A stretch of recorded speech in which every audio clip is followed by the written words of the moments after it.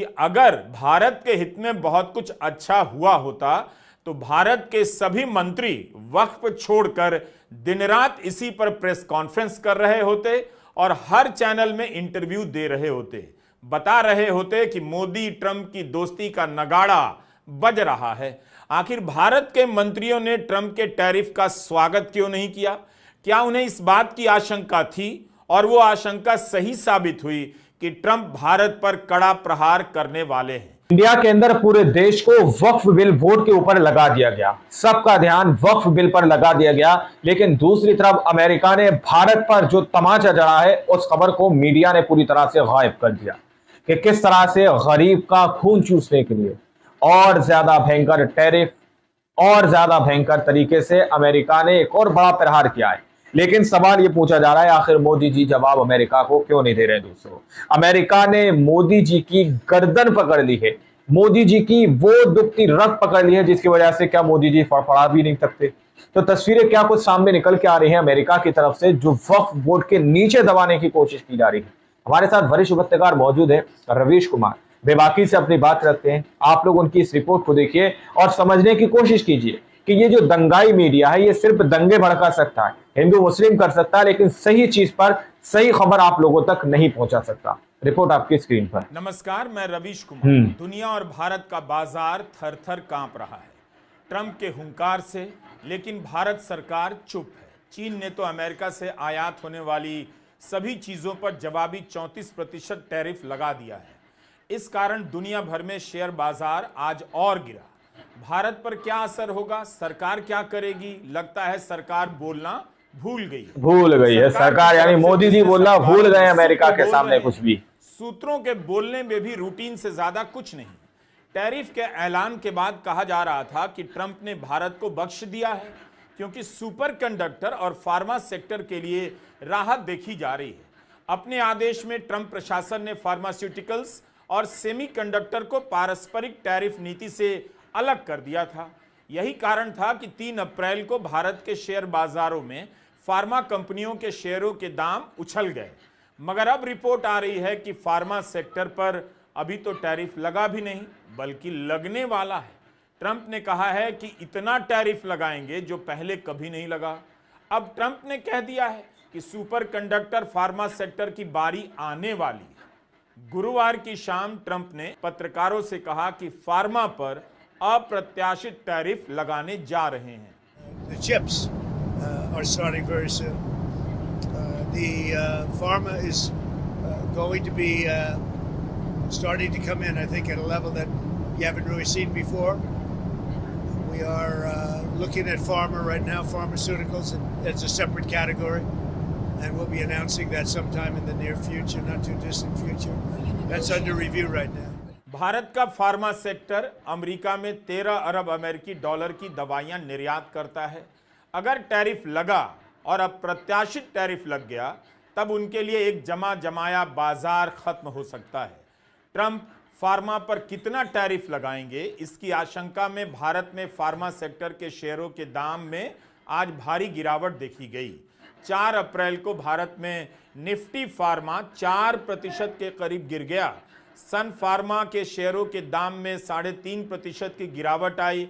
सिप्ला के शेयरों के दाम में 5.5% और लुपिन इंडिया के शेयरों के दाम में करीब 6% की गिरावट आई। यह सब भारत की फार्मा कंपनियां हैं। 4 अप्रैल को सेंसेक्स 900 अंकों से ज्यादा गिरकर बंद हुआ। जाहिर है भारत के बाजार को भी समझ में आ रहा है कि अगर भारत के हित में बहुत कुछ अच्छा हुआ होता तो भारत के सभी मंत्री वक्फ छोड़कर दिन रात इसी पर प्रेस कॉन्फ्रेंस कर रहे होते और हर चैनल में इंटरव्यू दे रहे होते कि मोदी ट्रंप की दोस्ती का नगाड़ा बज रहा है। आखिर भारत के मंत्रियों ने ट्रंप के टैरिफ का स्वागत क्यों नहीं किया? क्या उन्हें इस बात की आशंका थी और वो आशंका सही साबित हुई कि ट्रंप भारत पर कड़ा प्रहार करने वाले हैं? भारत को टैरिफ का तमाचा लगा तो बाकी देशों को मुक्का। ट्रंप के टैरिफ पर टाइम्स ऑफ इंडिया ने यह हेडलाइन लगाई है। 10 साल में आपने कब ऐसी हेडलाइन देखी? दूसरों को मुक्का लगा है, इससे थप्पड़ का लग जाना इनाम तो नहीं हो जाएगा? अगर आप इस हेडलाइन से उन देशों को हटा दीजिए जिन्हें ट्रंप ने पंच मारा है, तो क्या यह कहीं से सुशोभित होता है कि भारत को ट्रंप ने तमाचा जड़ दिया? वाणिज्य मंत्रालय ने प्रेस रिलीज जारी कर खानापूर्ति कर ली कि अध्ययन हो रहा है। वाणिज्य मंत्री पीयूष गोयल का बयान नहीं आया। इससे भी अंदाजा मिलता है कि ट्रंप ने ऐसा कुछ भी नहीं कहा या किया जिससे मंत्री मीडिया को बुलाकर प्रधानमंत्री मोदी के नेतृत्व का ढोल पीटने में लग जाते और कहते कि भारत के नेतृत्व की दूरदर्शिता के कारण भारत ट्रंप के कोप से बच गया। कांग्रेस प्रवक्ता सुप्रिया श्रीनेत वाणिज्य मंत्री के ट्विटर का अध्ययन करने लग गई और बता रही हैं कि पिछले 24 घंटे में मंत्री जी ने किन किन जरूरी चीजों पर ट्वीट किया है। सुप्रिया ने कहा है कि वाणिज्य मंत्री ने प्रधानमंत्री मोदी की बैंकॉक यात्रा से जुड़ी 14 ट्वीट को दोबारा से ट्वीट किया है। इसे रीट्वीट कहते हैं, शॉर्ट में आरटी लिखते हैं। इसके बाद माई गव के 2 ट्वीट को रीट्वीट किया है। गृह मंत्री अमित शाह के 1 ट्वीट को रीट्वीट किया है। 1 ट्वीट वक्फ बिल पर है और 3 ट्वीट स्टार्टअप इवेंट पर है। लेकिन इनमें से एक भी ट्वीट ट्रंप के टैरिफ पर नहीं है। लपक लपक के खूब गले मिले, इतना दोस्ती का हवाला दिया, अमेरिका बिना बुलाए भागे दौड़े चले भी गए। अब की बार ट्रंप सरकार का नारा भी लगा डाला। पूरी तरह से नतमस्तक हुए पड़े थे, पर इस सब का फायदा क्या हुआ? अमेरिका ने तो फिर भी हम पर 26% टैरिफ लगा दिया। मतलब जो भी चीजें अमेरिका हमसे खरीदेगा उस पर 26% टैक्स वसूल करेगा। इसका बहुत बुरा प्रभाव, इसका बहुत बड़ा इफेक्ट हमारी ट्रेड पर पड़ेगा और हमारी इकोनॉमी को तो ये तबाह कर देगा, जिसकी हालत पहले से भी खराब है। पहले से ही खराब है इकोनॉमी। अमेरिका में हमारी कंपेटिटिवनेस पर पड़ेगा, भारतीय कंपनियों पर पड़ेगा, हमारे यहाँ बन रहे रोजगार पर पड़ेगा। थोड़ा सा समझिए इस बात को। अब जैसे आप दवाई ले लीजिए, हमारे यहाँ से दवाइयाँ बनकर अमेरिका जाती हैं। ये दवाएं अब वहां महंगी मिलेंगी क्योंकि 26% टैरिफ लगेगा इन पर। महंगी दवा की वजह से अमेरिका में इसकी डिमांड कम होगी। डिमांड कम होगी तो भारत की जो कंपनी उस दवाई को बना रही है उसको घाटा होगा, उसका प्रोडक्शन घटेगा। जितना घाटा होगा, जितना प्रोडक्शन घटेगा, उतने लोगों को वो नौकरियों से निकालेगा, मतलब नौकरियां नष्ट होंगी। ये मोटे तौर पर होने वाला है, ये पूरा चक्र है और ये बेहद चिंताजनक है। भारत जानना चाहता है कि ट्रंप ने प्रधानमंत्री मोदी की भूरी भूरी एंड भूरी प्रशंसा की कि वे मोल भाव करने में, बार्गेनिंग के मामले में बहुत सख्त हैं। तो सरकार अब बताए कि ट्रंप ने जो टैरिफ लगाया है उसमें प्रधानमंत्री मोदी ने क्या मोल भाव किया, ट्रंप ने उनकी झूठी तारीफ कर दी और जेब भी काट ली। जेम्स और ज्वेलरी का बिजनेस ट्रंप के टैरिफ से बुरी तरह प्रभावित होगा। पहले से ही रूस पर यूरोपियन यूनियन के प्रतिबंधों के कारण भारत का हीरा उद्योग संकट में है। वहां से आने वाला कच्चा माल मुश्किल हो गया है। क्या आप जानते हैं कि इस समय सूरत में 20 से 25 लाख गुजरात में डायमंड वर्कर बेरोजगार हैं? कोई रिपोर्ट आप देख रहे हैं गोदी चैनलों पर सूरत से, वहां पर हीरा मजदूर किन हालात में जी रहे हैं? खबरों को गायब कर दिया जाता है, लेकिन जनता तो गायब नहीं हो सकती, वो अपनी जगह पर भुगत रही होती है। 4 अप्रैल के हिंदू बिजनेस लाइन ने लिखा है कि जेम्स एंड ज्वेलरी पर 27% का टैरिफ बहुत ज्यादा प्रभाव डालेगा। इसका निर्यात पहले से ही 23% घट गया है। घरेलू बाजार में भी इसकी मांग नहीं। भारत से $11 बिलियन का निर्यात होता है। जेम्स एंड ज्वेलरी के मामले में ट्रंप ने टर्की और संयुक्त अरब अमीरात पर 10% टैरिफ लगाया है और भारत पर 30%। अगर जल्दी ही भारत सरकार ने इसे नहीं निपटाया तो यह सेक्टर भयंकर रूप से प्रभावित होने वाला है। सूरत जाइए, आए दिन मजदूरों के प्रदर्शन हो रहे होते हैं। उनका वेतन समय पर नहीं मिल रहा है, जो काम कर रहे हैं उनका वेतन नहीं बढ़ रहा है। 30 मार्च से डायमंड वर्करों का प्रदर्शन जारी है। वर्कर यूनियन का कहना है कि डायमंड वर्कर की मजदूरी 5 साल से नहीं बढ़ी, कम से कम 30% बढ़नी चाहिए। रूसी डायमंड पर जब से प्रतिबंध लगा है तब से डायमंड वर्कर की मजदूरी घट गई है, काम भी कम हो गया।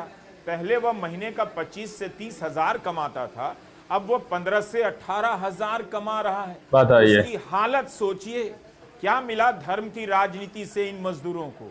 डायमंड वर्कर यूनियन का कहना है कि सरकार डायमंड वर्करों का रजिस्टर भी बनाए और रत्न कलाकार कल्याण बोर्ड का गठन करे। डायमंड वर्कर यूनियन गुजरात ने एक हेल्पलाइन बनाई है ताकि मजदूर अपनी मानसिक परेशानियां साझा कर सकें।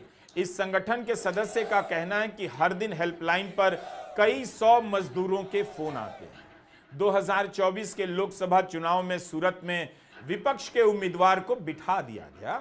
वहां पर निर्विरोध चुनाव हुआ, कोई मतदान नहीं हुआ और बीजेपी के मुकेश दलाल चुनाव जीत गए। उस सूरत की हालत बहुत खराब है। खुद बीजेपी के इस सांसद ने लोकसभा में कहा है सूरत को नजर लग गई। 28 मार्च के दिन शून्यकाल के दौरान मुकेश दलाल ने जो कहा उस पर मीडिया रिपोर्ट क्यों नहीं कर रहा है? क्यों इस सच्चाई को छुपा रहा है? वैश्विक बाजार 2023 में कुल 94 अरब डॉलर था। 2032 तक जो 132 अरब तक पहुंचने की संभावना है।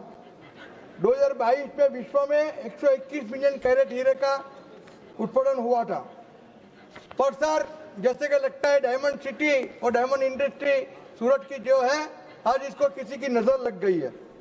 Diamond industry of Surat city is passing through worst ever phase in its life and इनकी जो चेन है वो सब टूट गई है। The industry is basically B2C market and more vulnerable to inflationary pressures. जो एंगेजमेंट ये मैरिजेस ये सब चेन मुलतवी या रद्द होने के कारण टूट गई थी, जो धीरे धीरे पटरी पे आ रही थी। पर पूरे विश्व में युद्ध जैसी परिस्थिति फिर खड़ी होने के कारण processing, mining, cutting and polishing, value addition की पूरी साइकिल फिर एक बार टूट गई है। नतीजा ये हुआ है कि डायमंड इंडस्ट्री फिर एक बार मंडी के बम्बर में। दोस्तों आप लोगों ने इस वीडियो को शुरू से आखिर तक देखा। जैसा कि मैंने स्टार्टिंग में कहा, क्या अमेरिका ने प्रधानमंत्री नरेंद्र मोदी जी की गर्दन को पकड़ लिया है? यानी कि मोदी जी की ऐसी कौन सी कमजोरी है जो अमेरिका ने पकड़ ली है जिसकी वजह से मोदी जी की तरफ से किसी भी तरह का एक्शन नहीं लिया जा रहा? आप लोगों को याद होगा जब सत्ता के अंदर मोदी जी नहीं आए थे तो चीन को लेकर कहते थे मैं लाल आंख दिखाऊंगा।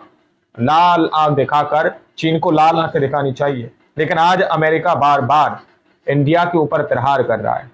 डोनाल्ड ट्रंप ने अपने जो है शपथ समारोह के अंदर प्रधानमंत्री नरेंद्र मोदी जी को नहीं बुलाया।